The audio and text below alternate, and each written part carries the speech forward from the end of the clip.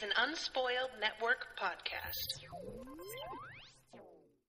This is Unspoiled, covering Doctor Who, Season 1, Episode 8, Father's Day. In this episode, this one was just so much more emotional than I was prepared for.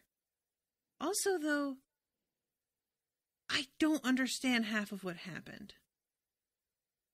Welcome to Unspoiled.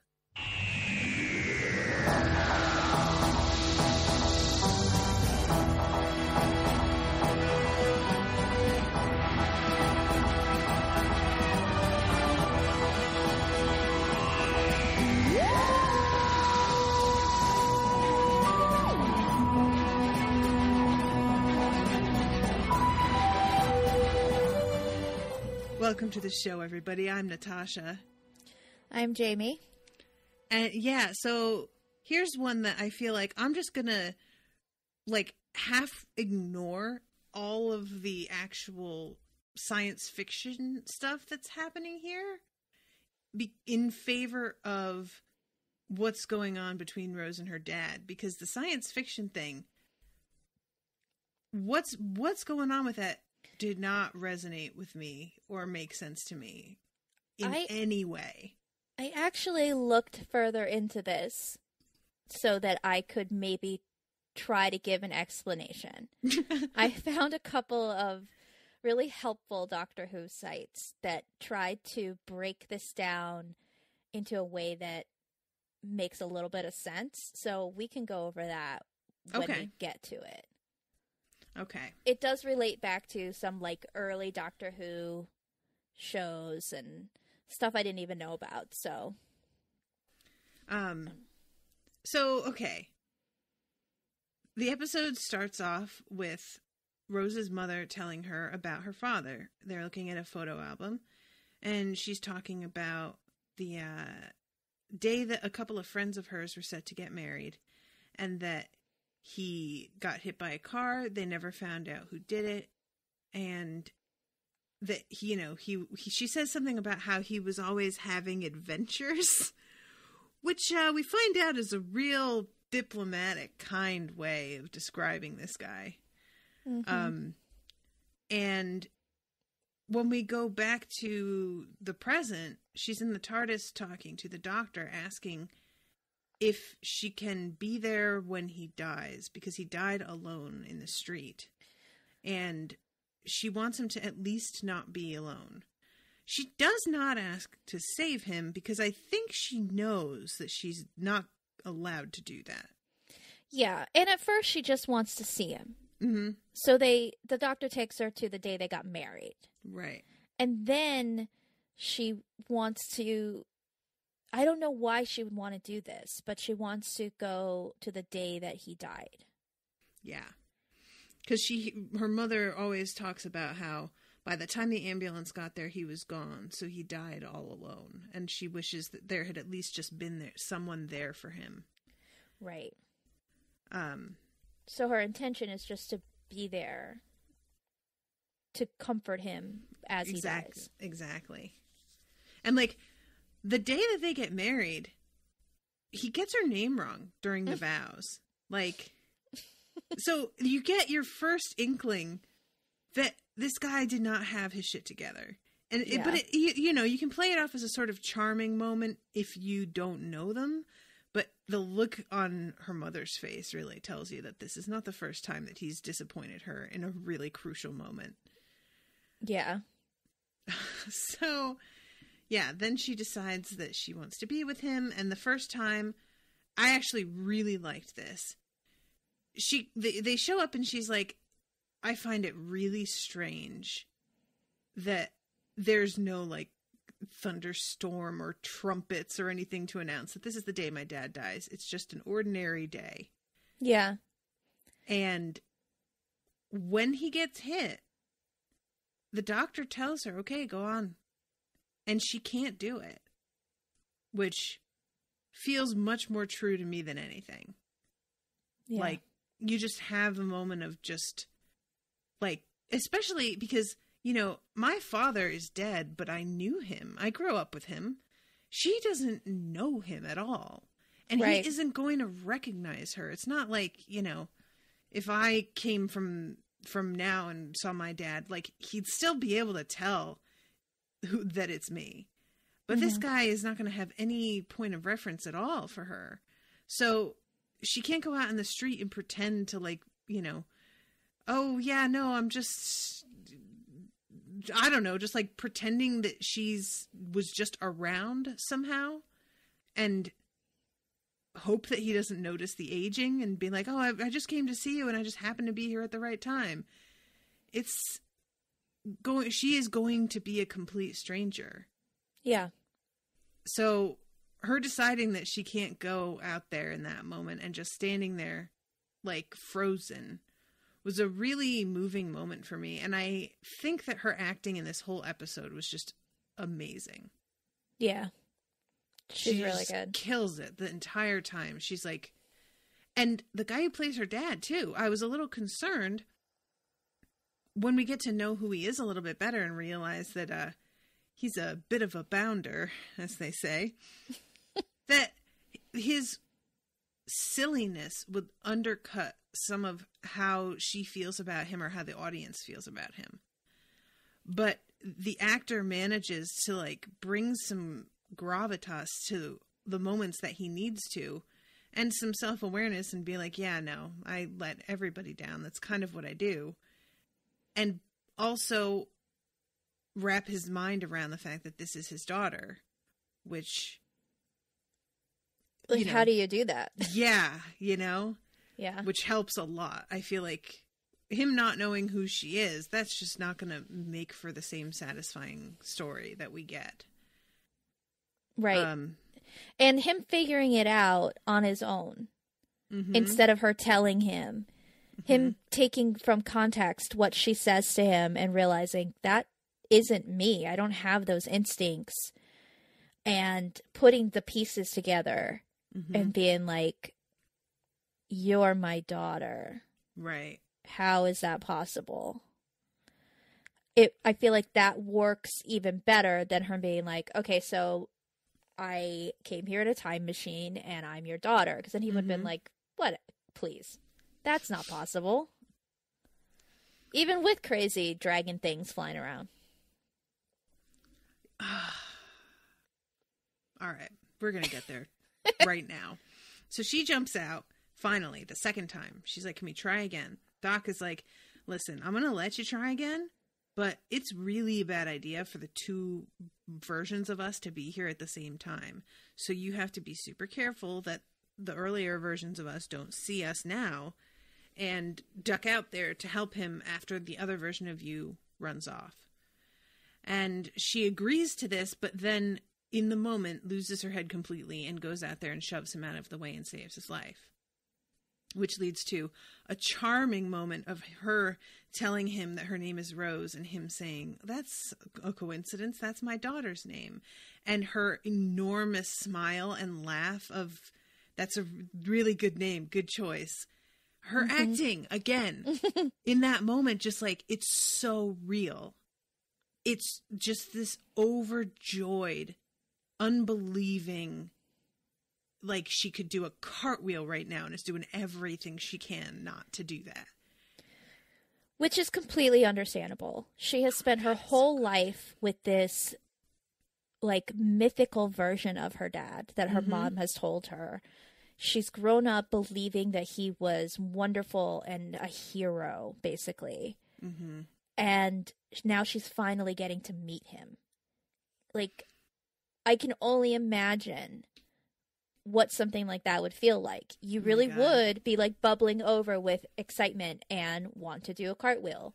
And like, yeah, she plays every moment of this perfectly. And it's every little thing she does between being excited and then being kind of disappointed in him when she finds out like he's just got all these sort of get rich quick schemes that don't pan out. When she sees him and Jackie fighting and she can't handle that. She's never had to experience that with her parents. Her disappointment is so crushing. And yeah, Billie Piper's awesome. Yeah, oh man. All right, I'm going to talk about the fight real quick because even though we're not quite there yet, I just want to. So what I liked about that scene is that there are a lot of versions of this kind of thing where, oh, you're helping somebody that you don't know that well and find out nothing is what you thought it was. But the couple fighting when you thought that they loved each other is played for laughs in a way a lot of the time. Mm-hmm. And treated as like, oh, these fucking two, am I right? And that is not how they do this here. It's really painful and obviously loaded with baggage. Like, the actress who plays her mother is really good at, oh, again, cool, glad to see this shit popping up on the fucking wedding day of my friend. Thanks for being this guy all the fucking time. And it's so bitter, and it really feels like a real failed relationship. That's the two people are just like forcing themselves to get through because of Rose. Like, you can see that these two wouldn't stay together if it weren't for her. Yeah. Right? Like, and I feel like there's got to be a couple things happening there. Seeing the guy that she idolized in her mind is actually kind of awful. That he was probably fucking around with a girl at the coat check and got caught, which is just all kinds of undignified and pathetic. And seeing that she was born when this started to happen, and knowing that maybe her parents are together because of her, and feeling that. Yeah. That they're like stuck with each other now because I am here holding them together against their will in a way. Like, I just was really impressed with how serious they were able to be with the two of them and their relationship not working, rather than making it a bunch of like funny asides that were sort of like the comic relief of them sniping at each other. It's a really painful thing to watch them fighting, and also to see her mother blaming her because she obviously doesn't know who Rose is and assumes that he's having an affair with her. Yeah. Like, I just can't imagine being on the receiving end of the kind of barbs that her mom keeps throwing from your own mom. Right. And in she's that way. Never been on that end of her mom's, like, anger in that way. Like, I'm sure Jackie has been mad at Rose in the past, but I get the impression from their relationship that it's not often that they actually are mad at each other. So she's maybe never seen this level of anger from her mom. Yeah, agreed. All right, so I just wanted to talk about that, but let's talk about the dragons, because the moment that she shoves her dad out of the way, there's like this red, like, perspective shot. And it's viewing the city from above. And of course I'm immediately like, okay, something's here because she fucked shit up somehow. But what the doctor tells her is that she caused a wound in time. And now they're here to clean the wound. So they're killing everybody. Yeah. How does that help? In the it's not a transcript, it's just like a plot synopsis. And I guess in the actual script, they were called Reapers. Okay. And so they basically, by Rose saving Pete, there are now people who, like, that makes a ripple. And there are people that will live because he lived. I don't know. Time travel is weird. And messing up time is weird. But it basically causes, like, a wound. It makes sense. Like, say he is a fixed point in time. He's supposed to die, now he doesn't. that affects everything. It affects Jackie's life. It affects these people at this wedding, and they have to kind of clean up the mess and balance things back. But I don't know why they have to take, like, basically everybody in that town. And it's not everybody in the town. It's everybody everywhere. The whole world. They've mentioned that a couple times. Yeah, eventually the doctor does say it'll just keep going and going. But we learn, which Pete figures out, that's because what they need is Pete. They have to fix it. And once Pete dies, it erases all of this stuff and, like, resets everything. So they're that imprecise that they need Pete, but they're just going to kill everybody on the planet until they get him? I guess. That doesn't seem like a very good system. I'm just saying. If we're going to do some Final Destination shit, I'm all right with that. That's fine. But it has to feel like they're at least targeting the people directly around him and not the whole town at large. Yeah. Let me look at what this stuff says. So it says, Reapers are opportunists that feast on areas of damaged time. This may have eventually a healing effect on a large scale by sterilizing the wound, but as with maggots eating necrotic tissue, this is no consolation if to time you are the necrotic tissue. So basically, Pete's the necrotic tissue, and they're kind of feasting on everything around him. Time resets itself. Sorry, I am totally messing this up. Time itself resists change and appears to have some drive towards healing. Time wants Rose's dad dead and killed by a specific car. When killed by the car, under time healing conditions, the majority of the wound heals, the Reapers are expelled, and their victims restored. And the micro changes mend the broken world lines. The world line is like Rose's life, Rose's timeline. So they go back in time in the episode with Charles Dickens and change things, and this doesn't happen. And that actually is addressed, that the doctor mentions that you can make micro changes to time, like the future's not entirely fixed, but I guess because Rose's dad is supposed to be dead and you're saving somebody who's not supposed to exist anymore, that is a change that does have bigger ripple effects than somebody that was supposed to die.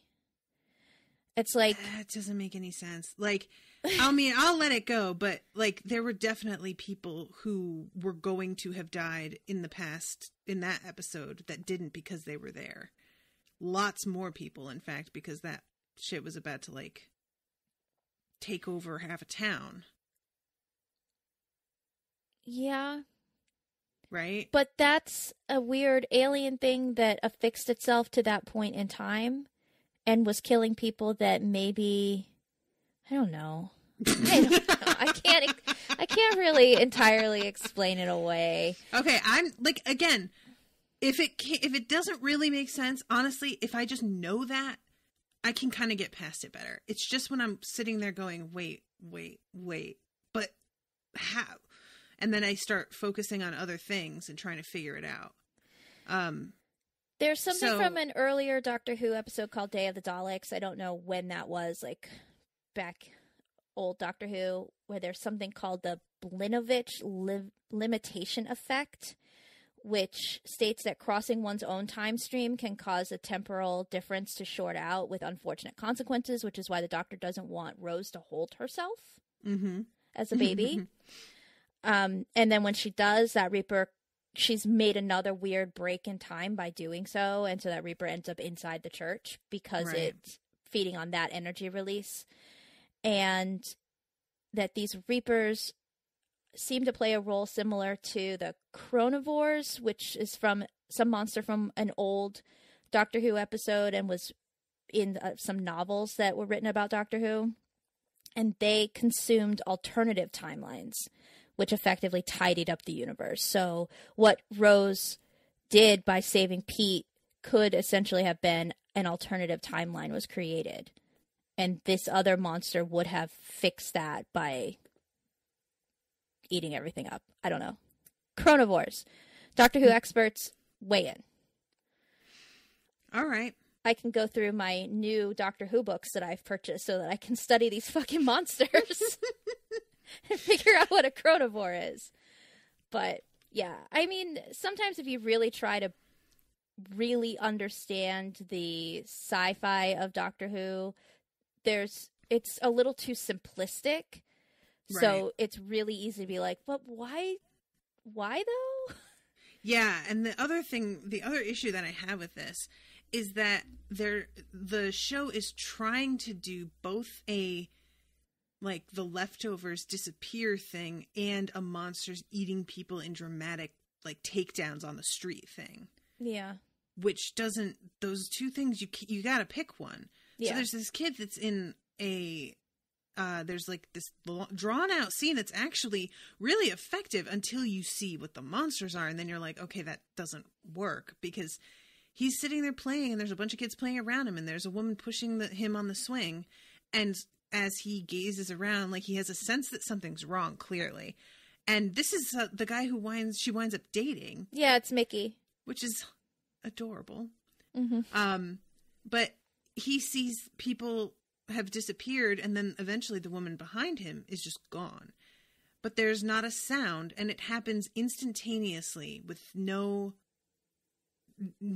indication of what happened in any way. Yeah, why didn't Mickey see the Reapers coming down and grabbing these people? Mm-hmm.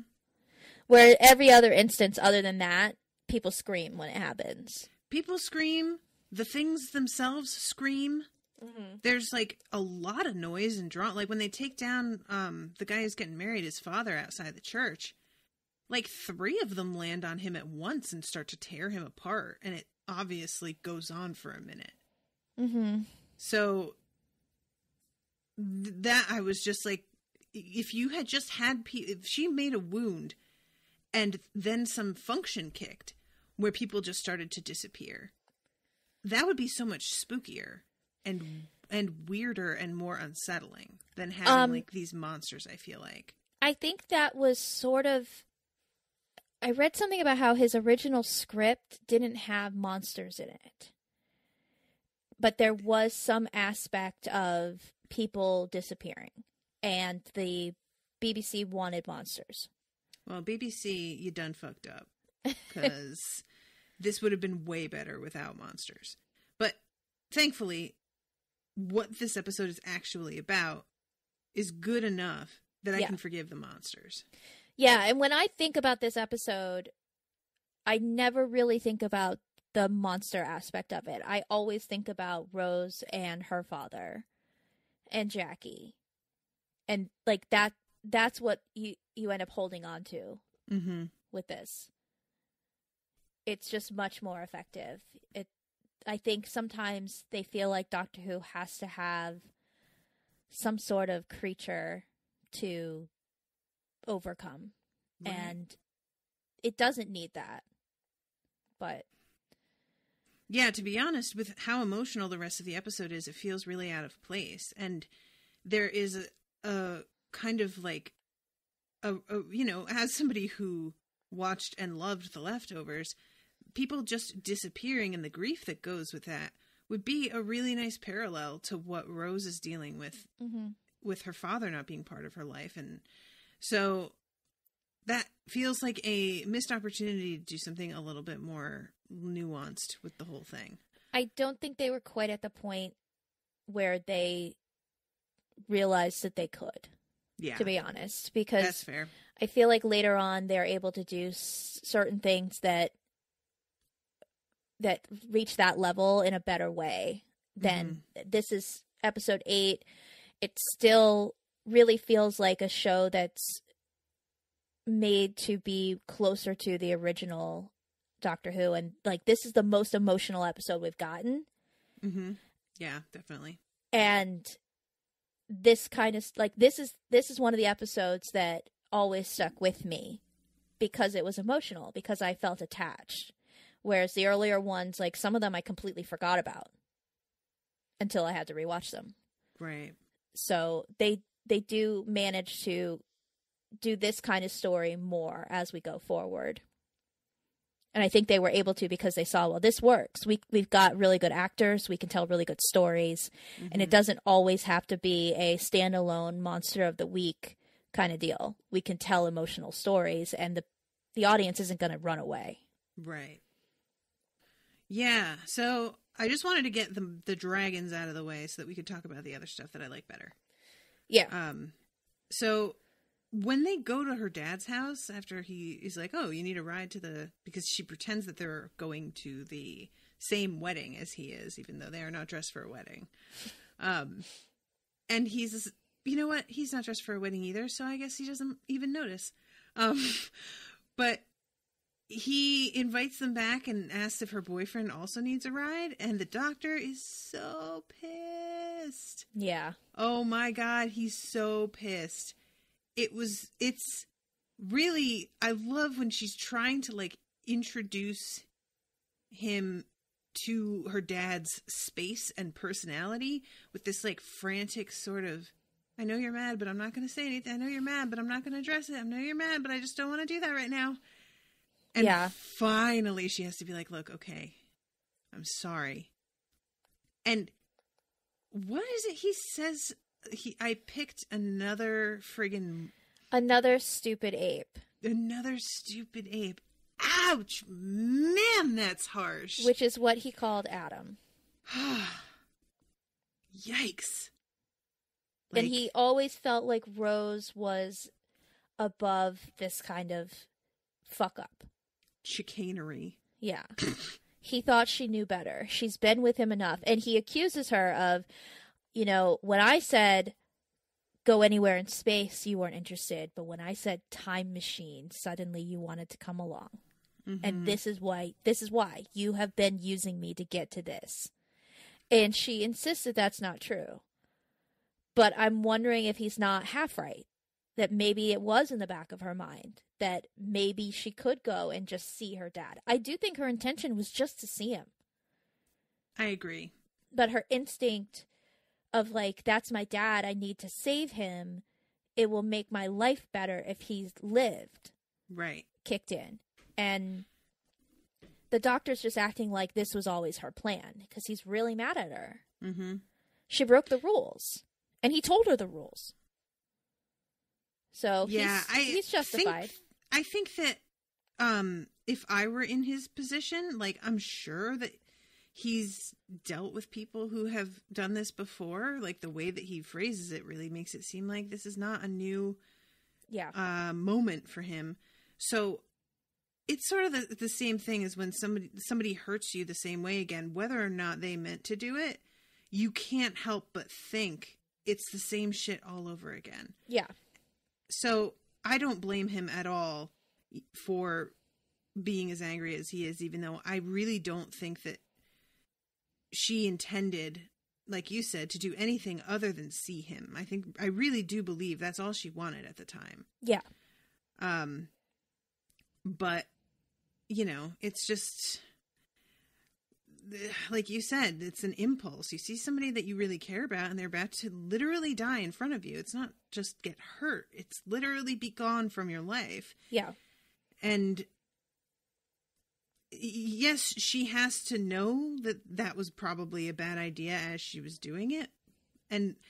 But the way that he says, like, you think it never occurred to me to save the people that I cared about that died and I'm like, I mean, I'm not saying it didn't occur to you, but I am saying that, like, it's not really the same situation because it was this sudden impulse that she got rather than her knowing all the facts and sitting down and making a decision about it. Right. Which is what I would assume was what was going on with him. But yeah, you know, obviously and he plays mad really well. Because he's just, like, stone-faced when he looks at her. I was just like, good God, dude. Lighten up a little bit. But he takes back the TARDIS key and is leaving, and she was like, you're not going to leave without me. Mm-hmm. But he's so mad, he actually does go back to the TARDIS. Yeah, he says later, like, I wasn't going to leave without you. And I'm like, weren't you? I think he would have left and then come back. I think maybe he would have gone in the TARDIS and sat there and, like, cooled off alone. But instead, the TARDIS is just a police box. Yeah. Why does that happen? He explains that when this weird time shift happened, when this time wound happened, that it, like, forced the TARDIS out of the timeline. Which also doesn't make sense, but works for, oh, now the Doctor is stuck here. Right. And it gives the audience a moment of, like, are they stuck there? What does that mean? Okay, so yeah, because I had forgotten that even happened. But I do like their fight, too. Mm-hmm. Like, there's just, like you say, it's really, both sides are kind of understandable here. There's fine people on both sides. Sorry, everybody. Sorry. But it's also, it's a good fight because we care about both of them, mm-hmm. and we know that they care about each other. Right. So it's not just that he's mad at her because she did this thing that he explicitly told her not to do, and now has potentially fucked things up, and he doesn't even know that yet. But he's disappointed in her. Mm-hmm. Because he held her to a higher standard, and she let him down. Yeah. Yeah. Well, Guy, what are you going to do? She's 19 years old. What are you going to do? Yeah, she's very young. She's never done this before. She gets to fail every now and then. It's okay. Yeah. And on her end, she's like, why don't you understand this? That's my dad. And mm-hmm. I've never gotten to know him. And now I can. Right. Yeah, well, do you want to know? Is the question. He's not that bad. It's not. But, like, I definitely think she has a moment there in front of the church where she's like, would it have been better if I did not do this? Yeah. Because this looks really bad now. Yeah. And gradually, as things, like, calm down and you get to know him better and he talks to her for longer, you really understand that this means a lot. But I feel like if they hadn't had the chance to, like, sit down and connect that way, it would have felt much more like this was just a flat out mistake. You know? Yeah. I was glad that the show gave them the space to, like, see each other and talk to each other that way. And I like that she, you know, when she's in their house or their apartment and she sees, like, oh, here's this, like, liquid vitamin stuff that Mom said he sold. And, oh, mm-hmm. look, solar panels. Now he'll get a chance to actually do that. She sees that he's got all these ideas, and she's still in the frame of mind that, like, he was, you know, a go-getter and creative and full of ideas. And then when Jackie is like, oh, is it, you know, another one of your stupid schemes? Like, that sort of kicks in for her, too. Like, yeah. Oh, so that's why the house is littered with all of this crap. And I like the warning bells that we get with that leading up to it, too, because, like, when she's in the car with him and she cracks some joke about him being useless somehow. Or, mm-hmm. no, she says, Mom told me she married the best guy she ever knew. And he literally looks at her and is like, yeah, no, she never said that. Yeah. And you can see her face, and he says it with real bitterness in his voice.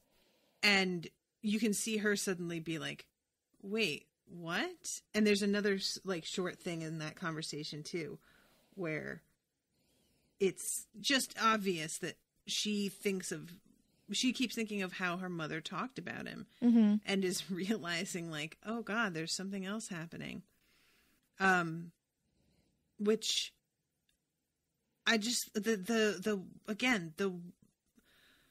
this could have been played in such a different way. Same exact script, but different tone to everything.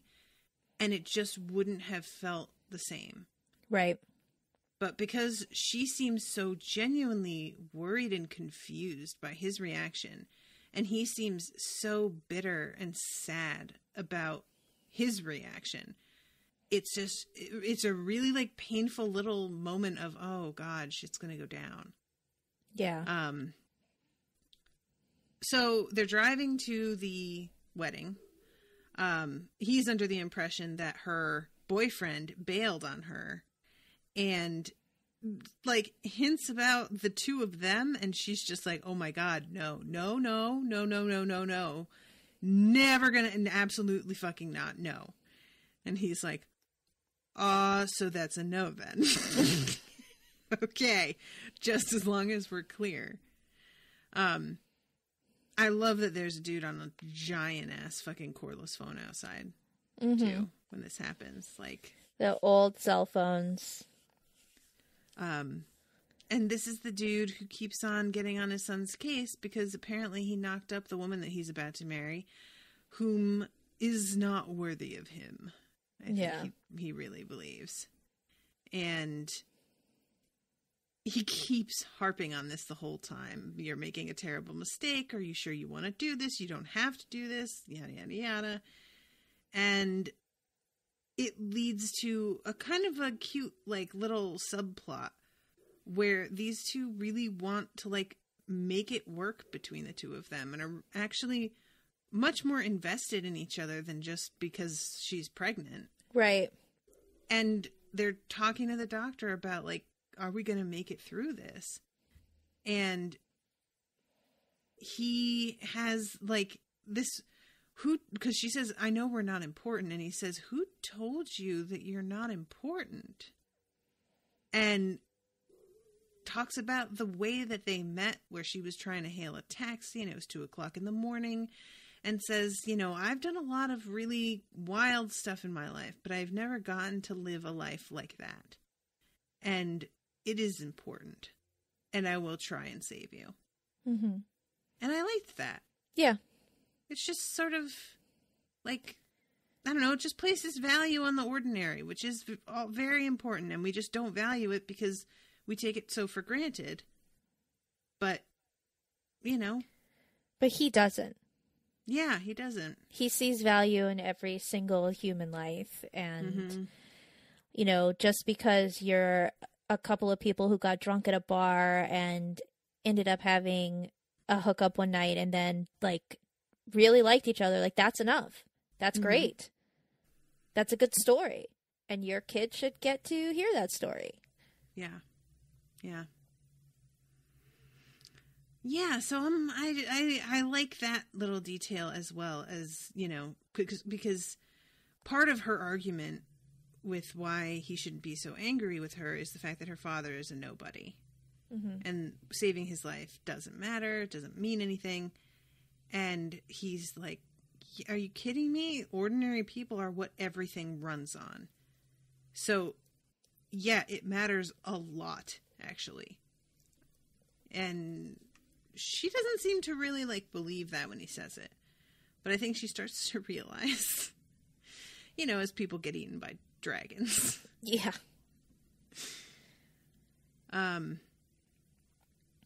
So I'm trying to think where to go next here, because, like, we kind of have already covered because the scene in the playground is next. Mm-hmm. And then we have everybody, like, rushing away from the monsters and the guy getting eaten in front of the church, and then they barricade themselves in. And it's actually helpful that you've, like, described that these are creatures that it's because the way that I interpreted this when it happened in the show was that they are part of, like, a fail-safe system in the universe that shows up anytime somebody interferes with things. Mm-hmm. But when you read this, it's like they're described straight up as opportunists who wait for somebody to make this kind of mistake and then come in and fuck shit up. And that makes a lot more sense than because when I thought that this was an automatic thing, I was just like, and they just can't get into buildings? Really? That's like, this is just basic shit. They can't break it. It's a church. There's giant ass windows, straight up glass. It doesn't get easier than that. And they can't break through that. But it turns out that they're just running around trying to catch what they can. Yeah. So, And the doctor says, like, get inside the church. The older the building, the better. But then later he says, it's not that old. It will break down eventually. Right. And I took the glass thing because I kept thinking about that. Like, why aren't they breaking the glass? But maybe because stained glass has, little pieces of metal to hold all that stained glass in place, that maybe that reinforces it a little bit. It was the only explanation I could come up with. I will make excuses like, okay, fine, sure, stained glass. Will somebody please make a chart of all of the like really half-hearted explanations for things that Jaime makes throughout this? Because again, I want to emphasize, I really don't mind.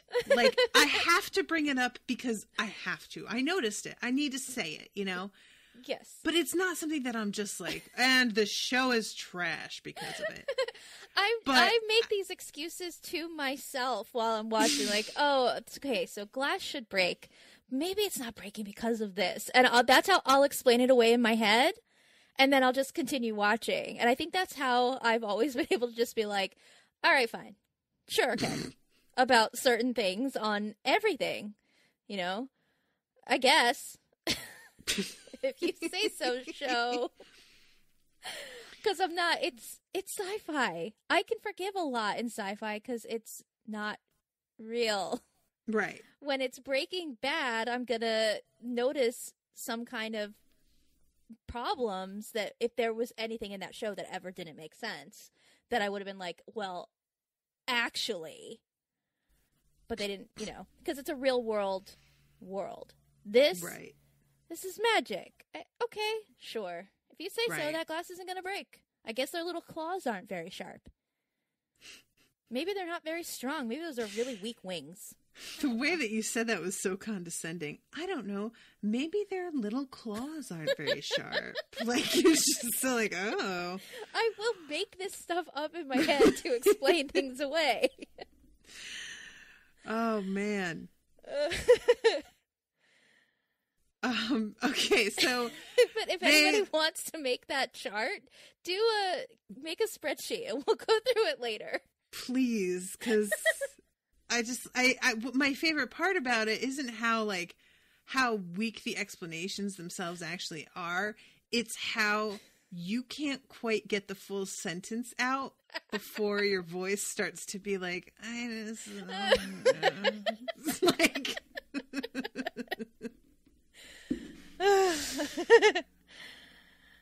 I love the show despite the little holes that get poked in it.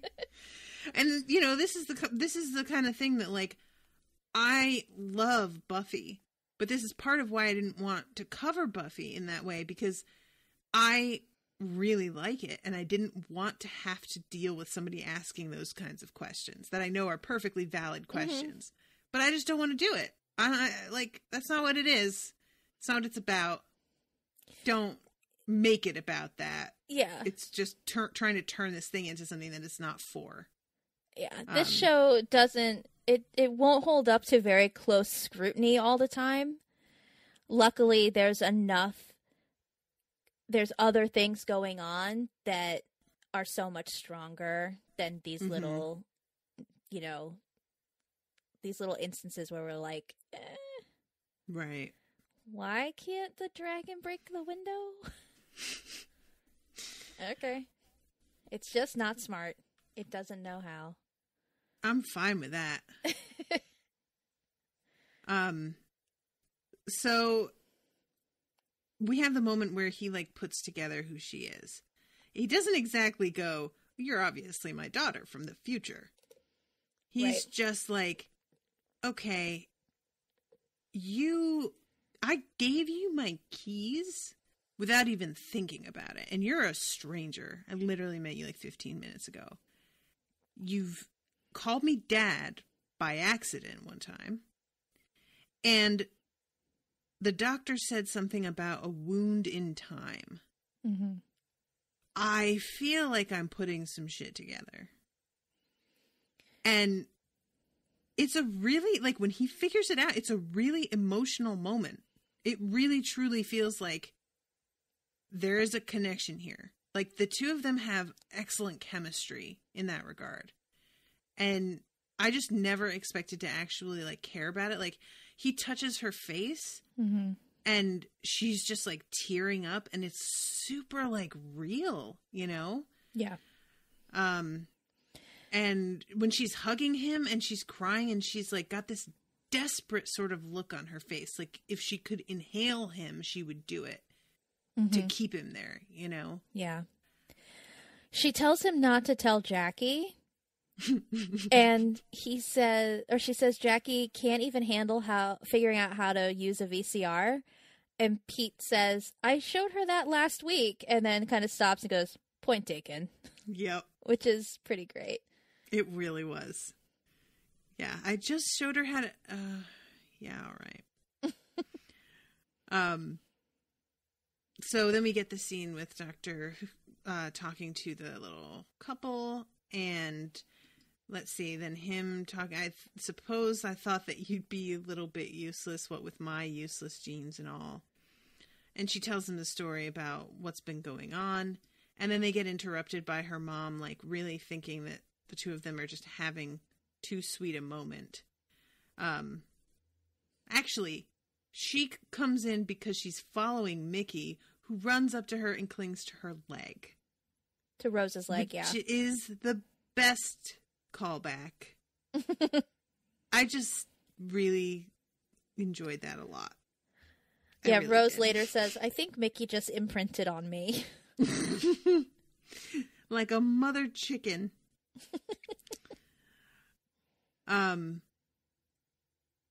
So there then comes the conversation, because he starts to sense that something else is going on. That, you know, she, every time he asks about what he's like in the future, she, like, avoids it.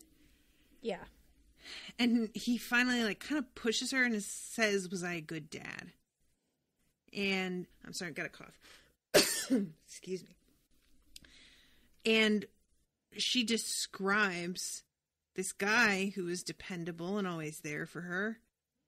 And he shakes his head like he knows that she's full of shit and just is like, that's not me. Which was a really sad moment. Yeah. Like, that's so heartbreaking. She's trying to tell him what she wished she had and pretend that it was real for his sake. Maybe hoping that so well, like, he's like, no. Maybe she's hoping that by telling him this, because now he, in her mind, has a second chance, that it's what he'll become. I was thinking that also. Because I feel like that is, like, that kind of self-fulfilling thing is very real, right? Mm-hmm. It can be. I but mean, he just knows himself. Like, which is a rare enough thing. Yeah. Like, I think even hearing that, even if he hadn't also later figured out that he's the catalyst, he's the reason that all of this is happening, he's supposed to be dead. Right.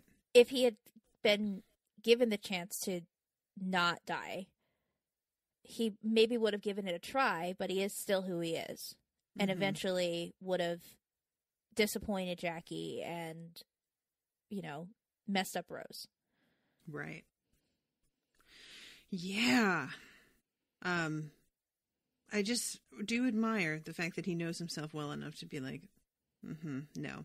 I would love that. I would love to believe that that's the kind of father that I was. But when I asked you if I was a good dad, like, it's like, that was a trick question. I know I'm not. Like, right. You know what I mean? Even if he were alive. So, the thing with the TARDIS key. All right. Help me out with this. What exactly, because it starts to glow, and he says it's letting me know it's still connected. Yeah. Why does this start happening now? I don't know. I don't know. Guys, I've broken Jaime, I think. I don't know. Maybe it was always burning in his pocket and he just couldn't feel it. I don't know. Okay. But I also don't understand why he needs a battery to... I guess I get it. Like, it needs more power, so he hooks the key up to a battery and, like, tells him just leave this alone and the TARDIS will come back and then I can save all of you. Yeah. And I admire the Doctor for trying all of these other avenues when he knows what's going to fix the problem. But he's not going to do that to Rose, and he's not going to say it to her. Right. And Pete and then her figures father it out. has the insight to tell that's what's going on. Yeah, because he also sees that car that sort of keeps coming around that corner out of nowhere and then disappearing into nowhere. Mm-hmm. And he realizes the Doctor put this all together a while ago. Right. Yeah, which, just an aside, that hit and run driver makes no effort to not hit him. Holy shit. This dude sees him half a block away. He's got his arms up over his face protecting himself. Pull the steering wheel to the right. There's a big, wide open street. Yeah. There's a sidewalk you could pull up onto. Fucking make an effort. But yeah, no. Yeah. So he realizes that he has to sacrifice himself in order to fix all of this. And he decides to do that, even though, of course, Rose is like basically giving up everything that she could have, that she's hoping that she could have. And she tries to say that it's her fault, and it's my favorite line. No, I'm your dad. It's my job for it to be my fault. Yeah. Is that like the best? Yeah. I love it. Yeah, it's hard to dislike Pete. It really is, as much as he is a bounder. I'm going to keep using that word because it's just the right word. But, yeah, it's really like, again, just keep being surprised by how much I give a shit about this guy. Because I got to tell you all, and I'm warning you all right now, because if you don't listen to other Unspoiled shows and you just got into this for Doctor Who, you may not be aware. But there are some, like, tried and true sort of plots that get brought up in things all the time that they have no effect on me whatsoever, because usually they're done so poorly or the actors can't pull it off. And there's the ones like, I'm secretly your brother, you know, like you didn't know, or you thought I was dead, but I'm alive, or things like this where, oh, you're going to see your family from the past or the future or whatever. And I'm only invested in that sort of thing in as much as I am invested in the main characters of the show in the first place. Mm-hmm. But the actual story doesn't matter to me in that sense.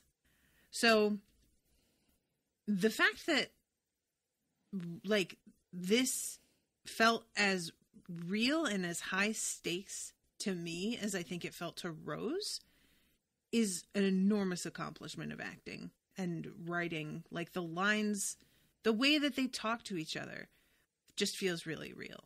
Mm-hmm. And this is something that if they can pull this off again, like, I will just be able to recommend it on that, because it's just, there are plenty of shows out there with very serious storylines that are totally explainable and are not having flying monsters outside. And yet I could care less. Yeah. You know, so really, the fact that they were able to succeed like this despite dragons around, that's like pretty damn impressive. And the fact that they were able to succeed with a character we've never met before. Mm-hmm. And have him be fully realized in a way that is self-contained in this episode. Mm-hmm. And yet you still care when he dies. And not just because Rose cares, but because over the 43 minutes, we have grown to care about Pete. He's not that bad. he's not the prince that Jackie made him out to be, but he's not a bad guy. He's just, you know. He's just a mess. Yeah. But he's a mess. He's a good mess. You know, like you just, I don't know. I cared about Pete. I was sad for Rose, but I just think the characterization of not just how Rose and the doctor react to this situation, but how Jackie, who we've met before, and her behavior is completely in character of what we know. It's just a different layer of that character. But her reactions to everything are believable based on what we already know about her. She's a bit high-strung. She yells a lot. We know she cares about Rose. We know she's not a bad person, and we understand why she told the fairy tale that she did. Right. Especially after meeting Pete. She's not going to want to tell her daughter, oh, you know, he was get-rich-quick schemes and failing all over the place. Why do you want to tell your daughter that? I don't know. Yeah. I love Jackie. No, I do too. I'm really happy to like her because I was worried when we first meet her, and she like the first thing that she does is like talk shit about how Rose looks. Yeah. I was worried that they were going to do that kind of character, and they really are not falling back on that, which was a really nice surprise. Yeah. I felt the same way. I was like, oh great, this is going to be this kind of mom, and then you realize like she's just a young mom. Like I think she and Rose sort of grew up together in a little way where they're friends. So she kind of talks to Rose like her friend sometimes. Yeah, definitely. Not quite Lorelai and Rory Gilmore Girls level, but not so far from it either. Yeah, I need to check that show out. Do you? Oh shit. Fighting words. I loved it. I don't want the letters, guys. If you want to send letters, send them to Jaime because that's not my area. I loved it, and then it got to a point where I was like, I can't do this show anymore. Ooh, shit. So it's rare that I didn't quit it because I hated it. I quit because it wasn't doing anything for me anymore. It got really boring, and I didn't care about the characters anymore, and that was rare because originally I thought that was a really fantastic show. So watch the first season. Maybe the Noted. second. And okay, so then there comes this moment where the doctor is like, he has told her that she cannot touch the baby because that will fuck things up even more. Mm-hmm. But when she's talking to her father and he's starting to realize like what actually has to happen here, they get interrupted by her mother who's yelling at them still. And he tries to say, this is Rose. Can't you see? Look at the two of them. And tries to put them next to each other by handing the baby to Rose. And this causes a glitch where one of the dragons is like in the building now. Yep. And the doctor runs up to it and says, I'm the oldest thing here. And it gobbles him up and then like flies through the TARDIS like shadow. I don't know what to call it. The TARDIS is trying to materialize. Right. So the fact that it went through it just broke it? Yeah, well, I guess. I think the doctor disappearing also cuts its connection. I think the TARDIS is kind of connected to the doctor too, you know? Yeah. So at this point, Rose definitely believes that she is like stuck here and that the world is going to end. Everybody's going to get eaten by dragons, and it's all her fault. She has caused Armageddon all alone. Yep. But her father, once they collect themselves after the doctor's mighty, sacrifice, he finally is able to get through to her mom and be like, this is our daughter. Do you see it? Can you tell yet? And tells her what he has to do, and she kisses him goodbye, and he goes out there and jumps in front of that car that keeps swiping in and out of reality, and there's actually, like, as much as this is some goofy CGI, I have to say that I liked it a lot. When all of the dragons start to disappear and there's just, like, this weird sort of, like, heat shimmer where they are, you know what I mean? Like, I just always like that effect. There's also that weird heat shimmer when the car comes in and out of reality. Yeah, but although there's, like, an orange, like, edge to it. Yeah. But yeah, it's just like, is it goofy? Yes. But I also like, it's adorable. No $15 million budget per episode on this show. Yeah. And that's fine. Like, yeah. I don't tend to get that upset about bad effects the way that some people do, unless the effects are supposed to be really emotionally tied to what's happening. And then it can get really distracting. Like, if for example, there's a guy that's supposed to be, like, crying over his connection to a transformer, and that transformer is clearly not really there, but you get to just watch a guy, like, cry over what as a viewer is empty air, and it just takes the wind right out of it. That kind of thing. That's when it's just like, oh God, guys. But this sort of thing is fine. So he goes out there, he does that, they start to disappear, and Rose is sitting there crying because he is gone again. And as she's standing there, the doctor comes out from behind her because he is back now and everything is fixed. And he tells her, go to him quick, because he's still alive for a couple seconds before the ambulance comes. And when she runs up to him, we see that the person that hit him stopped this time. Yep. Which I would really like to know why. Like, what motivated them to stop this time and not other times? You know what I mean? Yeah. But it turns out to be a kid, and when her mother's telling her the story later in the future, she says it wasn't his fault. Your father was he just ran out into the middle of the road. So it's a very different situation, and I can't help but wonder, maybe that's what it is, that they stopped this time because it very much was not their fault, whereas the other time it was their fault. Yeah. They weren't paying attention, And she says there was a girl there who stayed with Pete when he died and then left, and nobody ever learned who she was. Mm-hmm. And I guess that she doesn't remember that? Well, the doctor said when all of this gets reset back that nobody will remember that this stuff happened. Yeah. Huh.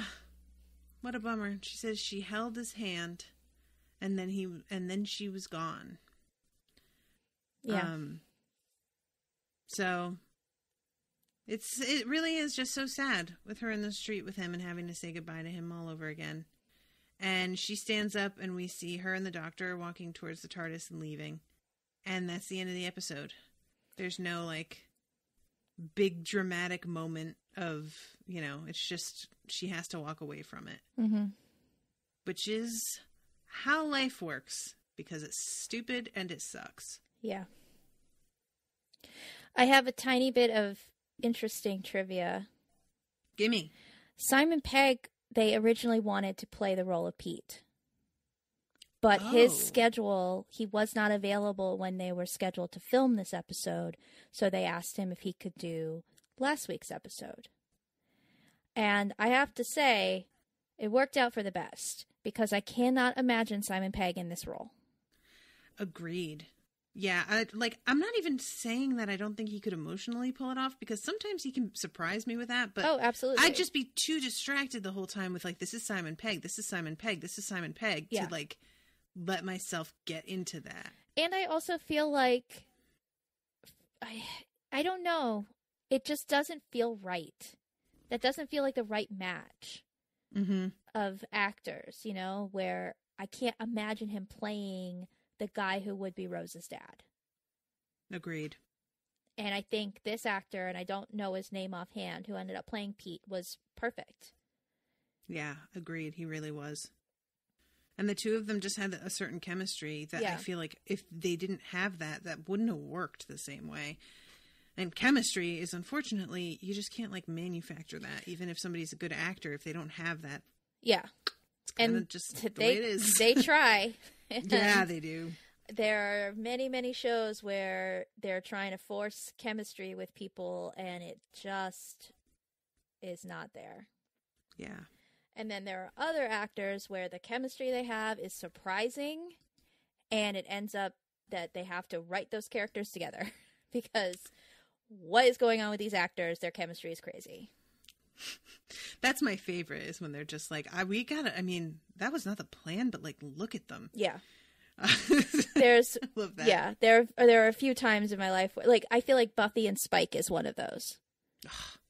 So good. Yeah, like those two actors just had such great chemistry. It had to happen. The one that they have to do still is Poe and Finn. Obviously. Oh, I was like, wait, what are they on? Oh, Star Wars. Mm-hmm.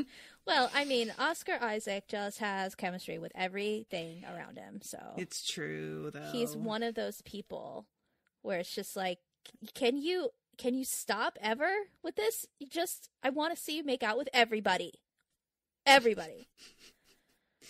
Yeah, he's one of those that I'm like, you just show me a picture of him and I'm like, whatever. And then you see him on screen and you're like, oh my God. Oh, well, all right. Yeah, I saw him in this movie called 10 Years, and it's about a 10-year high school reunion. It's got Channing Tatum and Rosario Dawson and Chris Pratt, like a bunch of people in it. I had never heard of Oscar Isaac. This was so long ago. And as soon as he came on screen, I was like, who is this now? Who is this guy? And I had to pause and look him up on IMDb. I was like, who the fuck is Oscar Isaac? Oh my God. And I don't even I think normally I would be like, he's not hot. But because I saw him in motion first, I was like, what? Mm-hmm. There's a lot of actors out there like that. Yeah. I feel like you have to see their whole self to really get it. Yeah. Pedro Pascal. Oh, yeah. He's another one where I'm just like, damn, man, really? Stop. But otherwise, although I'm like, I have to say that I don't know. Without his Game of Thrones accent, he's like 20% less hot to me, I have to say. But that's not his fault. I'd seen him in a couple of things before he was on Game of Thrones. So when I saw that he was cast as Oberyn, I was like, really? I mean, he's got something about him, but that's not who I would pick. And then as soon as he showed up, I was like, oh yeah, right. That's Oberyn. That is Oberyn. Totally. Yep. He gets it. Yeah. Oh, now I want to go watch his Hand Over the Flames, baby. That's the one. All right. Well, anything else that you want to hit on before we wrap this one up? No. I'm excited to get to the next episode. Whee! All right, everybody. Well, make sure to leave a review on iTunes. I had meant to check that out for today, but I'm sorry. I'm behind my time. I think we do have one new review, actually. We do? Do you have it up? Let me see. Because I have that app that aggregates, but it takes so long for it to open and update that if I don't have it done before I start to talk about it, I'm like, yeah, I can't do that this time. Yeah, I can get it really quick. Doctor Who. It is from... Okay, I can't even say it. El Jefe Tacoma? Nice. I think. Okay. And it's 5 stars.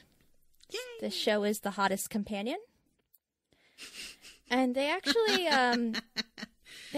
spoil some names of some companions, so I'm gonna leave that off. But It says, and to think we'll get to hear poor Natasha experience all these crazy episodes and occasional terrible special effects just delights me to no end. I'm so happy this is a thing. Yay! But they do list a bunch of companions that they love. So, thank you, El Jefe. Yes, thank you very much. Yeah. So, guys, I'm going to be, I wanted to let you all know what's going on. So, I have been dealing with the fact that I overschedule myself to a point that is unhealthy and bad for my mental health and physical health. It's crazy, and I know this is going to come as a huge shock. So I have decided that I'm going to wait to start Discworld until after the new year. So once I finish Daredevil, there's going to be a break there.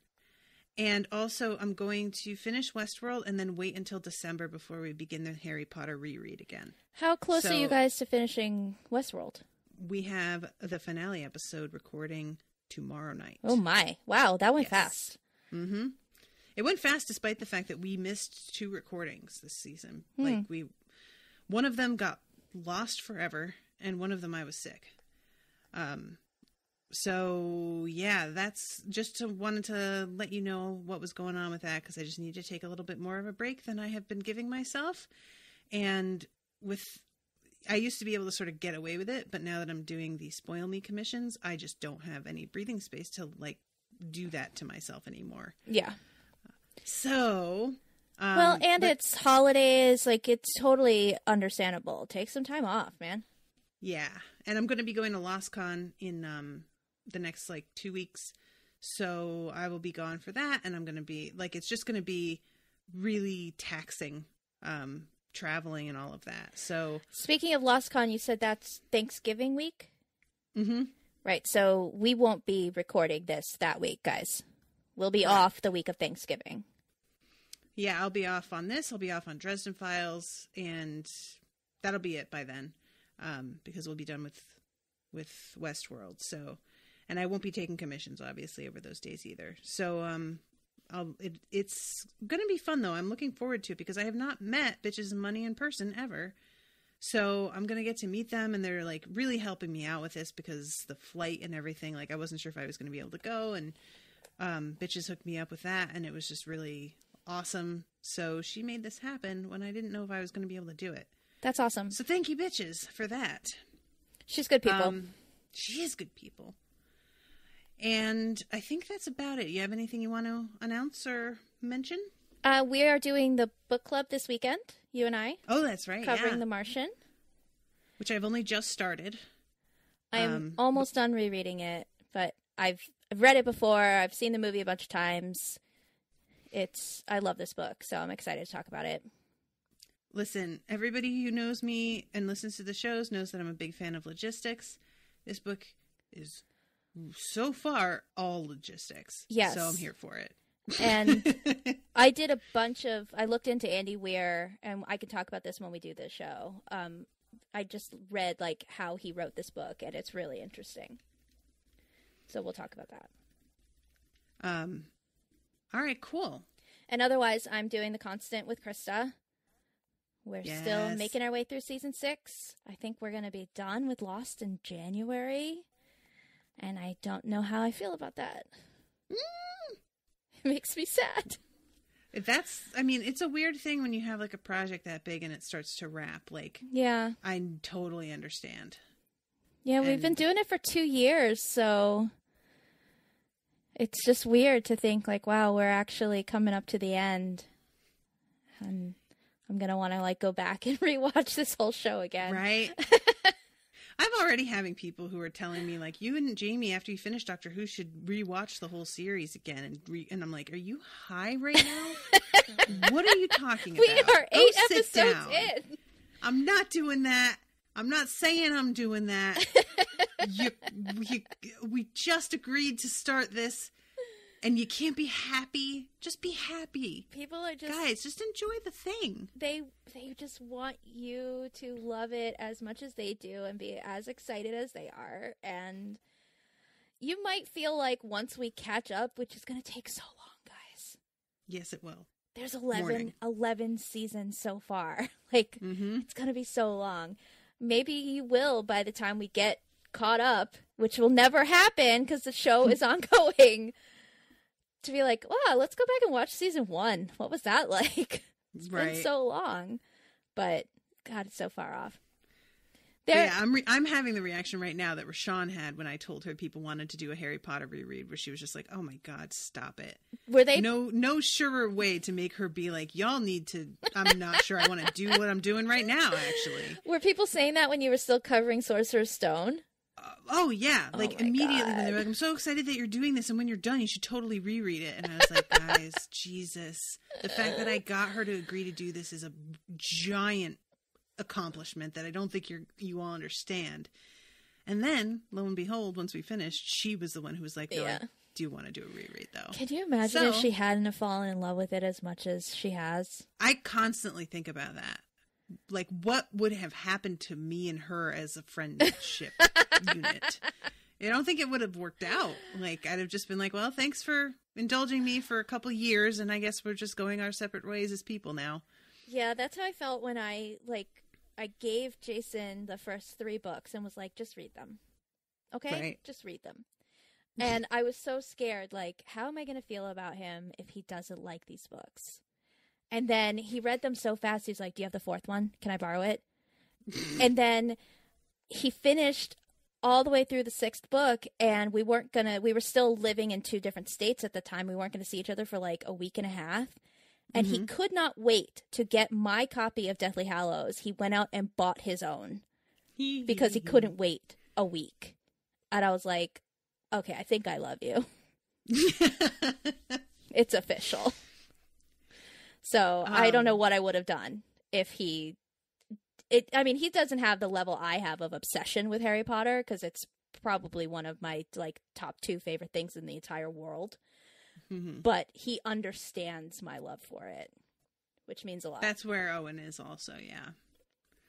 So, well, Owen at least did a Pottermore quiz. Jason's like, I don't care. I don't need to know. And I'm like, you're fucking Hufflepuff, okay? Just make it official.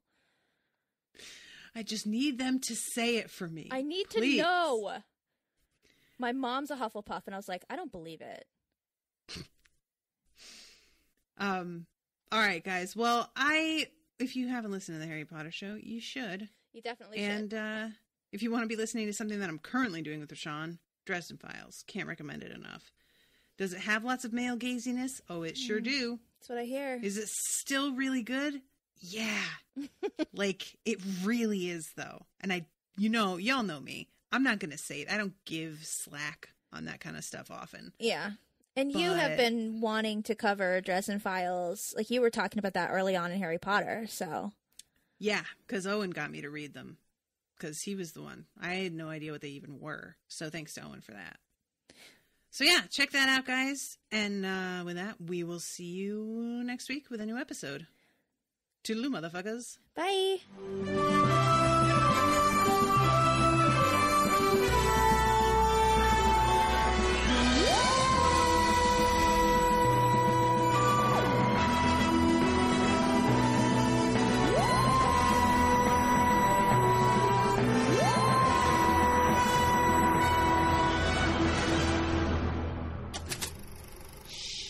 That was an Unspoiled Network podcast.